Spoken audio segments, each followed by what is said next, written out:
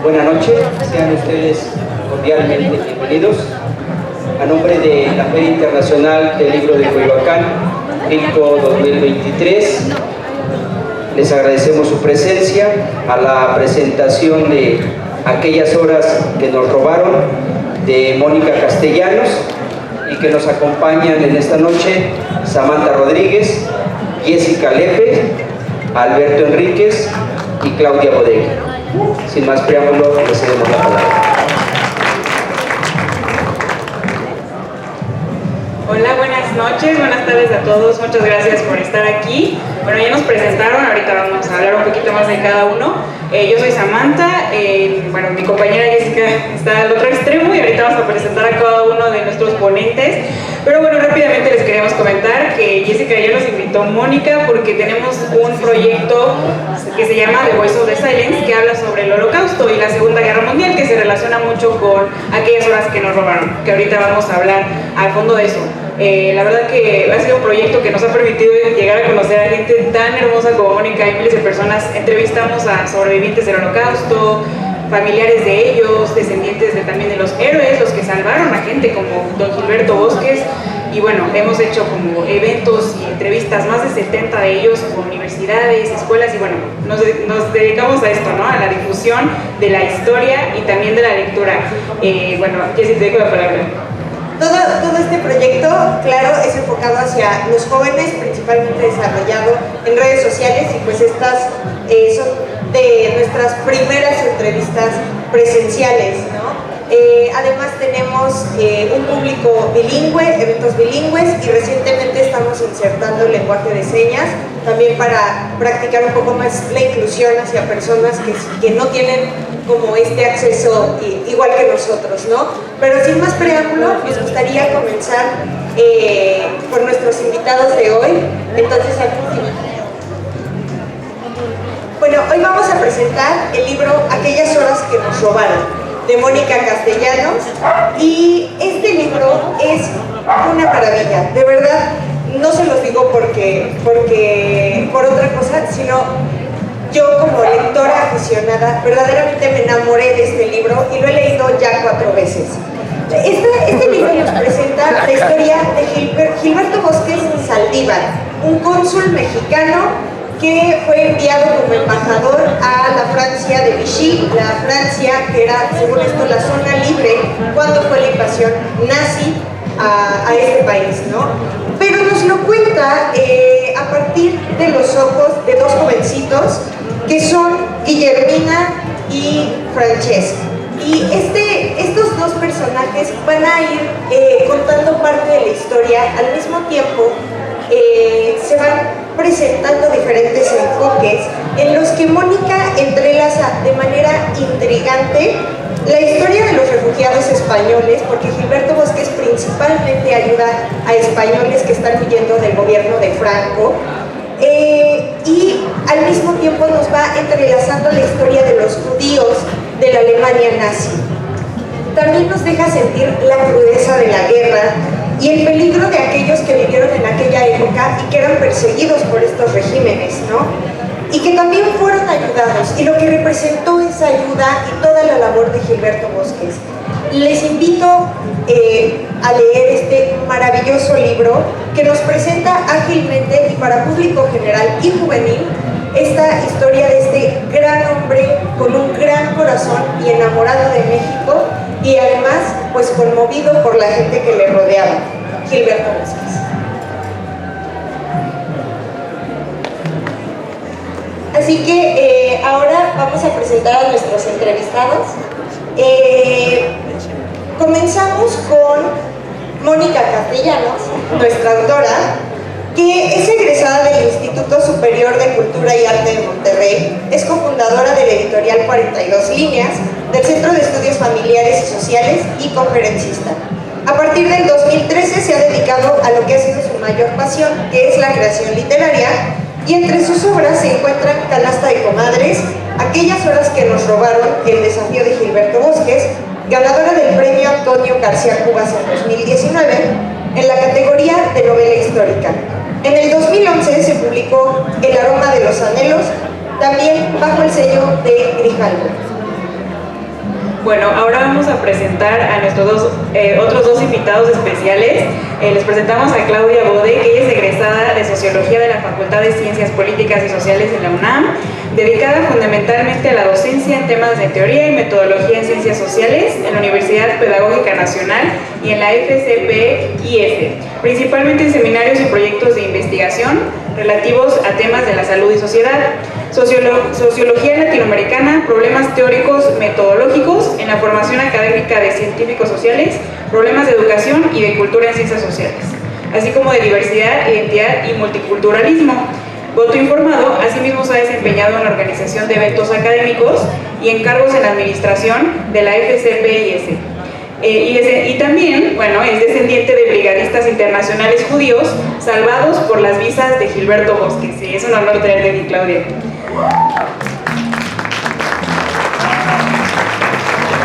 Y bueno, también tenemos con nosotros a Alberto Enríquez Perea. Él es licenciado y maestro de Ciencias Políticas, también en la FCPIS, en la UNAM, doctor en América Latina Contemporánea en el Instituto Universitario Ortega y Gasset, y doctor en Historia por la Universidad Michoacana San Nicolás de Hidalgo.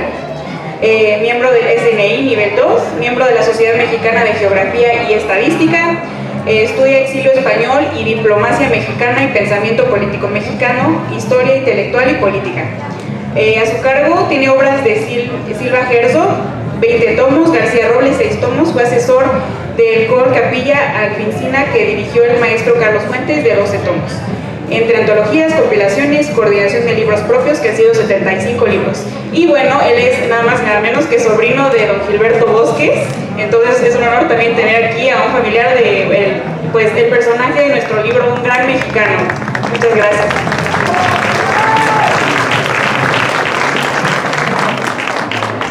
Bueno, pues vamos a empezar hablando del libro. Es una presentación un poco diferente, como un foro, ¿no? Vamos a estar haciendo unas preguntas a cada uno de nuestros invitados y ellos pues van a estar contándonos un poco más de aquellas horas que nos robaron y de la historia de Gilberto Bosques, por supuesto.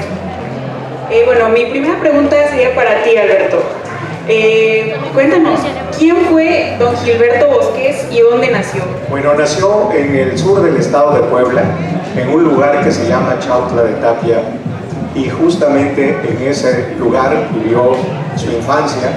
Nació en lo que él mismo llama una barranca, todavía se encuentra ahí el río, hay unas montañas, es un lugar por supuesto de la Mixteca poblana, ya se imaginarán en esta época mucho calor.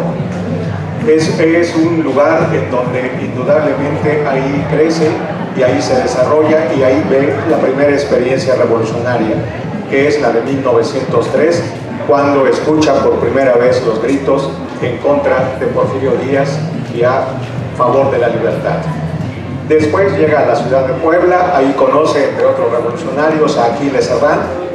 Más adelante, por supuesto, voy muy rápido porque si no acabamos, más adelante se involucra en el movimiento revolucionario, se va con don Venustiano Carranza, está en contra de la intervención francesa, es diputado constituyente por el estado de Puebla, no pudo venir al constituyente federal porque vino el que va a ser su cuñado, Froilán Semanjarrés, pero indudablemente está muy vinculado con Puebla.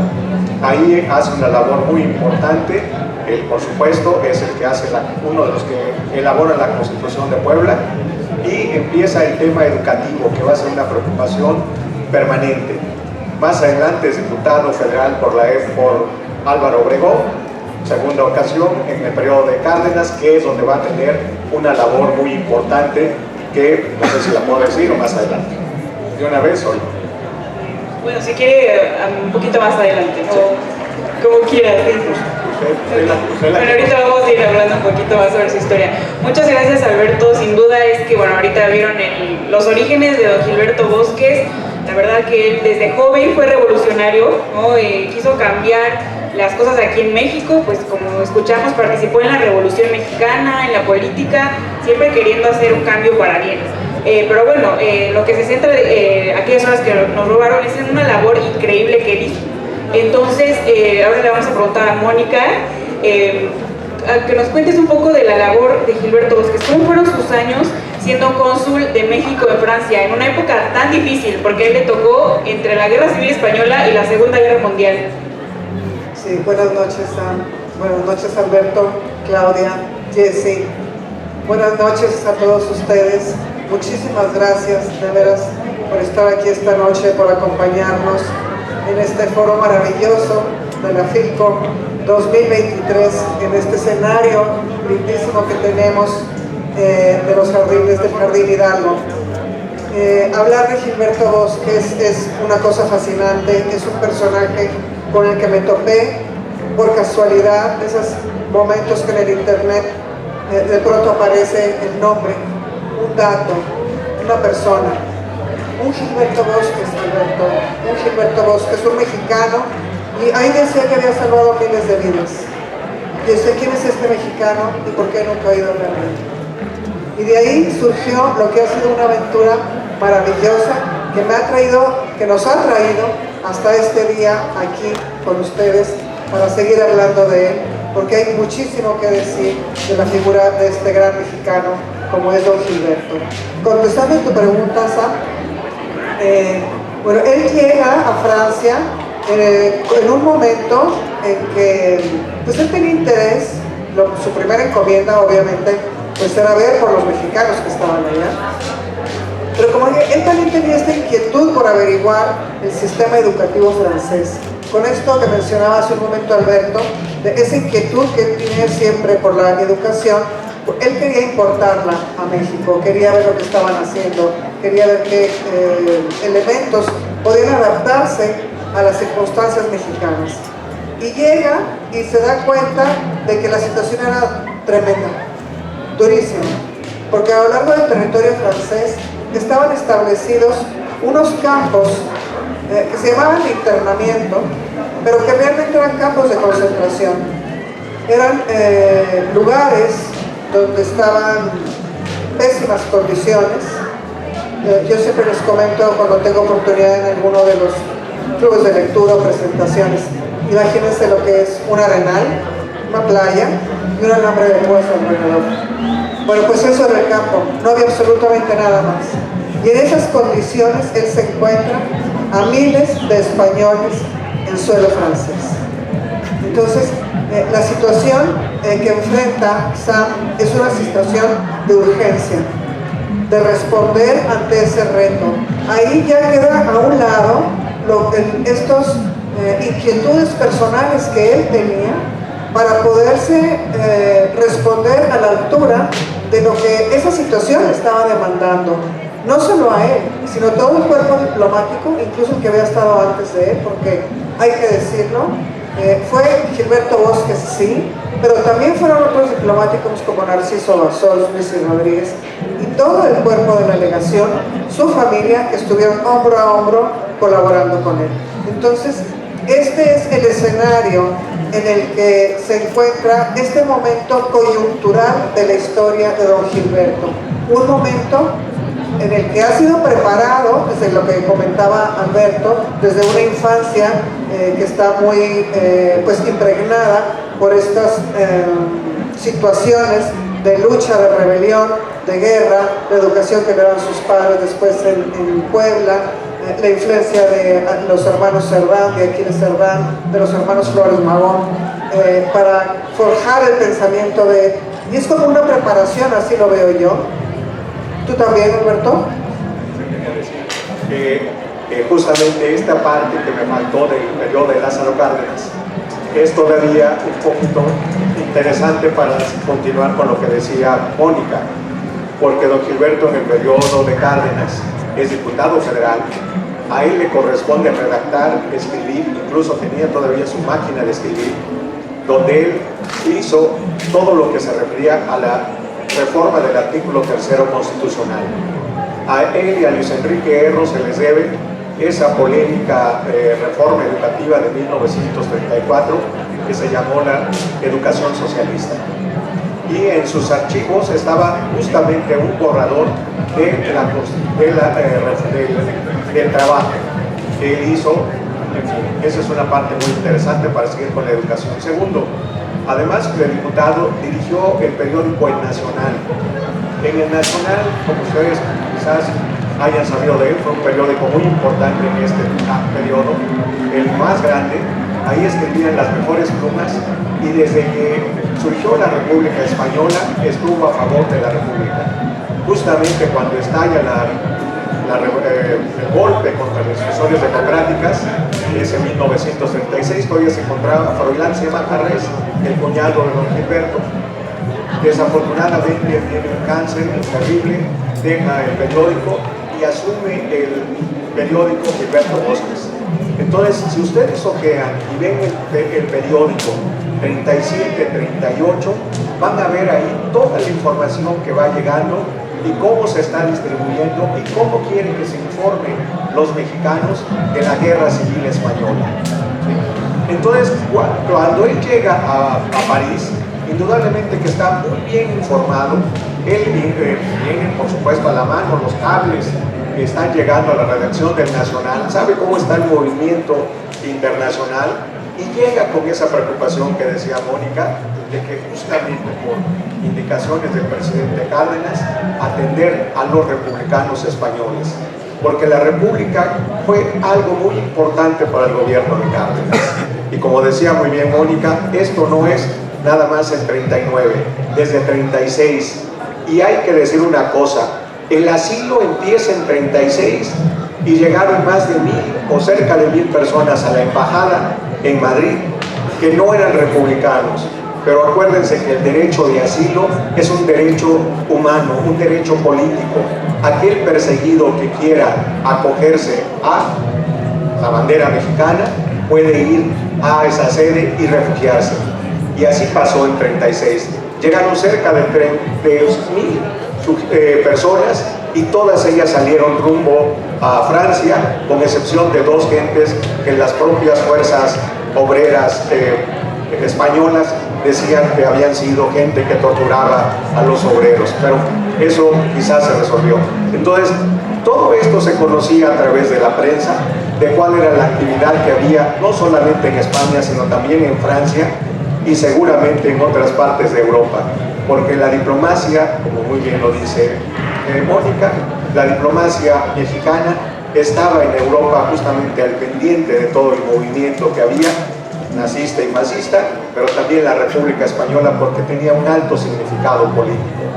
España estaba siendo sacrificada justamente y que no entendía ni Inglaterra ni Francia que se querían comprometer para salvar a la República. Entonces era un precio muy alto el que estaba pagando la República.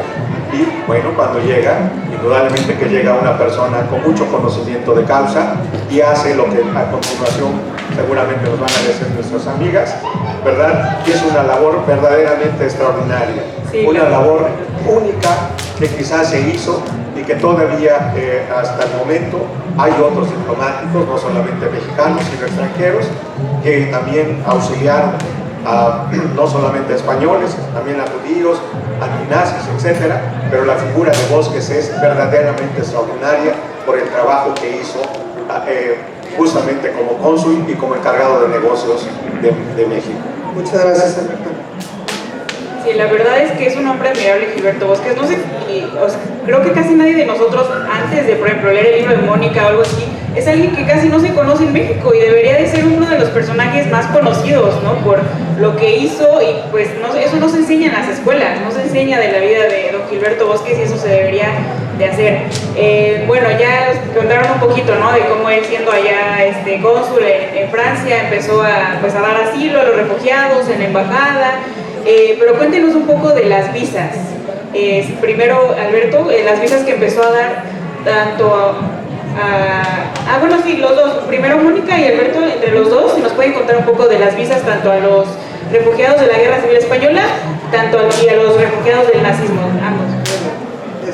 Bueno, aquí hay 2 situaciones que yo quisiera distinguir, Alberto, porque eran casos muy diferentes. Por un lado, estaba el documento oficial, que es el que se emite para obtener el asilo en México, que es lo primero que se hace antes de que se abra la política, antes que venga la política de puertas abiertas a los españoles. Sucedía lo que comentaba Alberto, solicitaban el refugio político, el asilo político.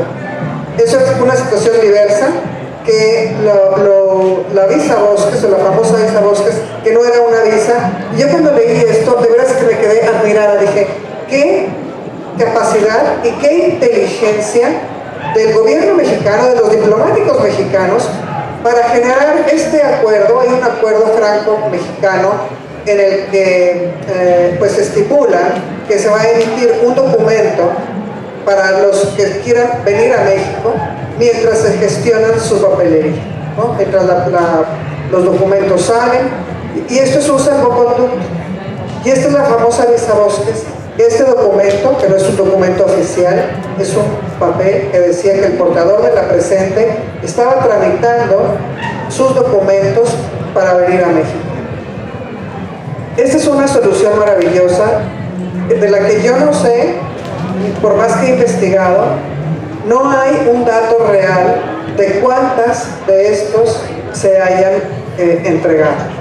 Al principio era solamente el papel, después iba con fotografía. Don Gilberto instala un estudio fotográfico ahí en el consulado, porque la vida parecía francesa. Ustedes imagínense que van en la calle, tienen tras su salvoconducto, la policía te detiene y te dice, oye Claudia, a ver, ¿cómo sé yo que esta Claudia Bodecker eres tú? ¿Sí? Ajá. Pero no está la foto.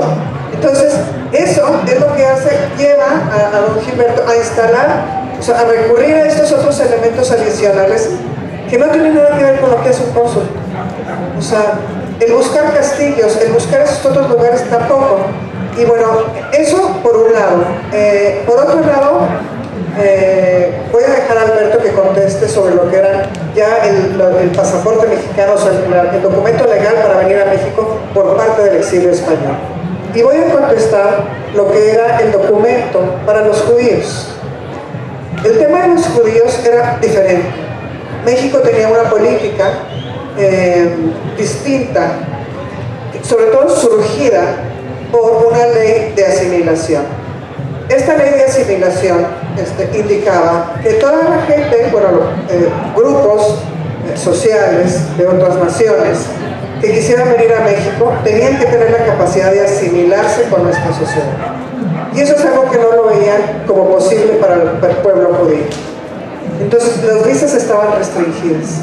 O sea, en el caso de los judíos tenían que ser estrictamente asilados políticos.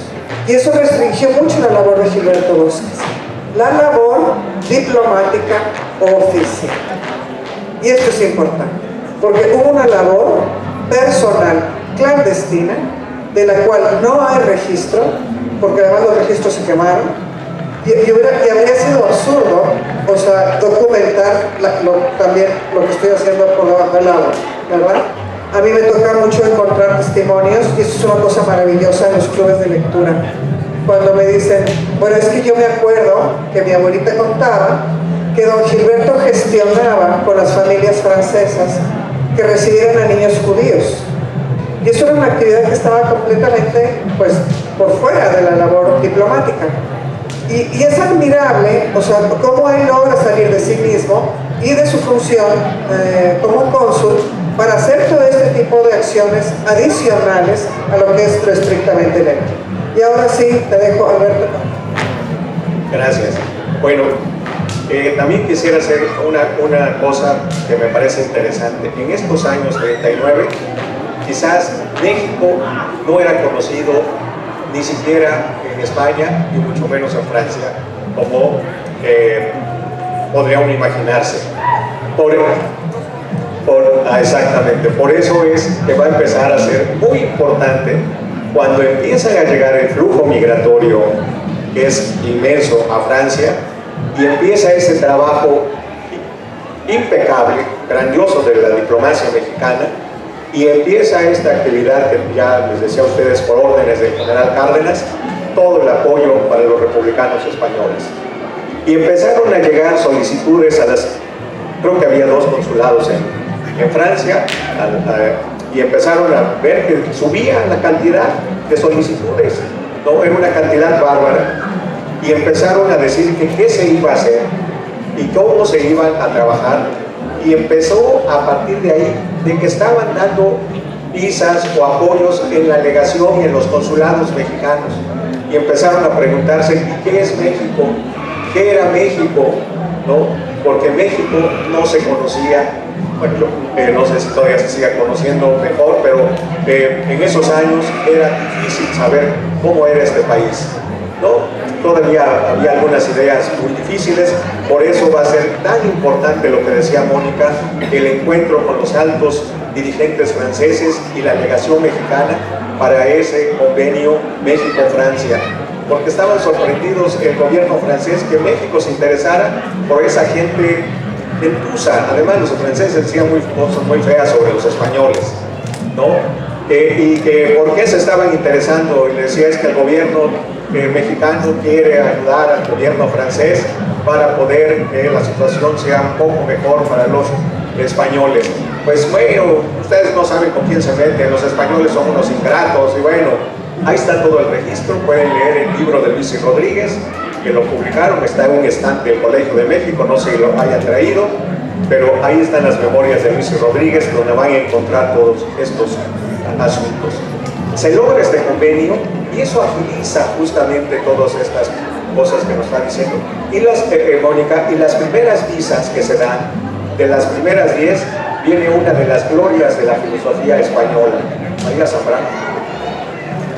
María Zambrano y su esposo son, si no me recuerdo, la visa 8 o 9. Está Alto Laguirre, uno de los grandes impresores, que aquí vivía, por cierto, en esta calle, Alto Laguirre.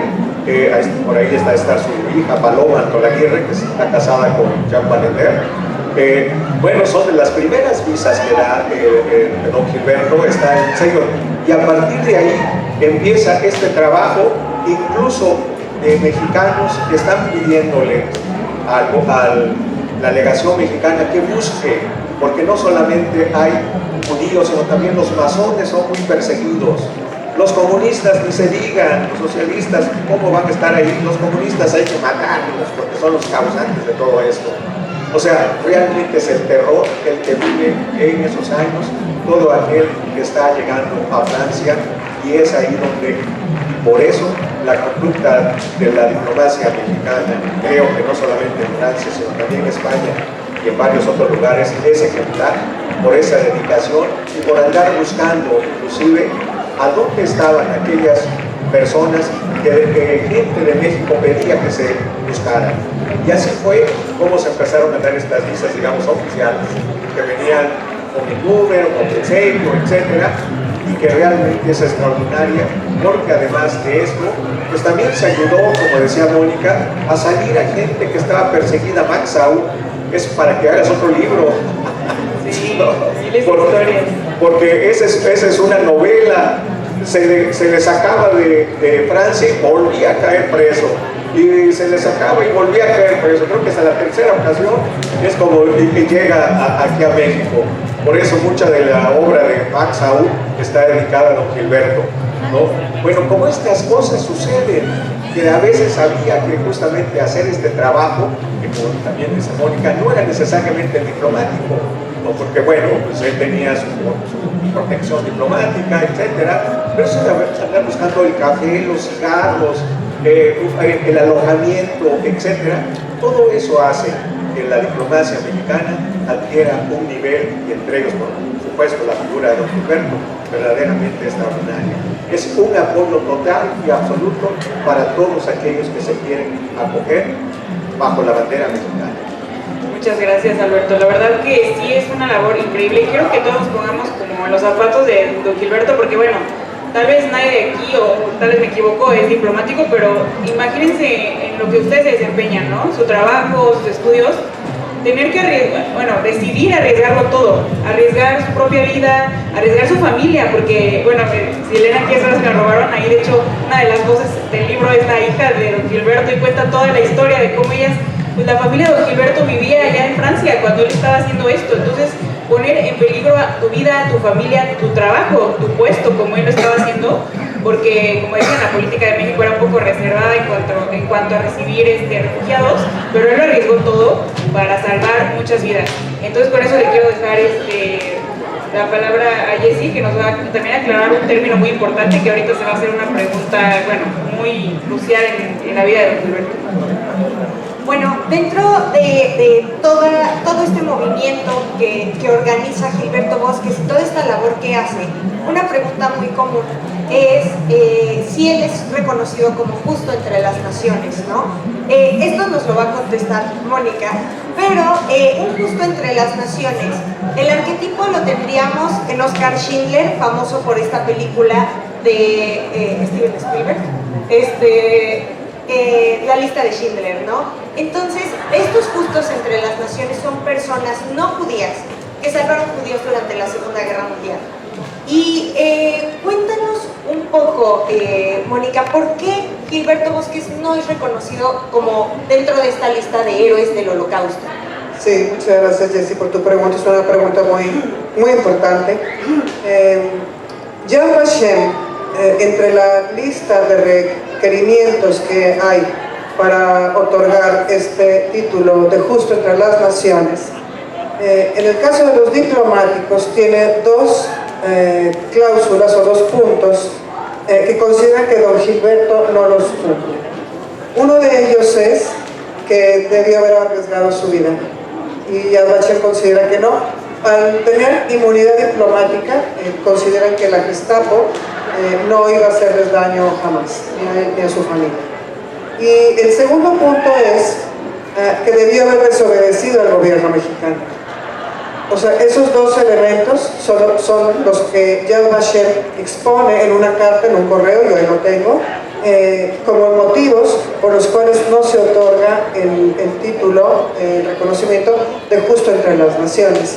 Entonces, bueno, se entiende porque un diplomático es distinto a una persona normal, común y corriente, que no goza o que no disfruta de esta, ¿cómo decirlo así?, de esta protección o de beneficio que le trae el ser un diplomático. Quizá para algunos, Yad Vashem está abierto a que si se otorgan pruebas documentales de que esto se haya cumplido, se le otorga el título de Yad Vashem. Ahora, lo que sucedió con la quema de archivos, pues es que muchos de los documentos se quemaron. Entonces, si hubo algo por ahí que pudiera dar testimonio documental de esto, pues no existe hoy en día. Entonces, nosotros, esto lo voy a decir aquí en público, en un Zoom que tuvimos, nos comprometimos a abrir un sitio donde vamos a estar recabando las historias, me pongo chinita, sobre todo de judíos que hayan sido salvados por Gilberto Bosques, a recuperar todas esas historias relacionadas que pudieran aportar esos documentos o testimonios que favorecieran el que Yad Vashem pueda otorgar el título. Obviamente van a ser admitidos también todos los testimonios del exilio español, que son numerosísimos, hay muchos. Entonces vamos a tener mucho trabajo para poder recopilar y administrar esta página, pero aquí de manera pública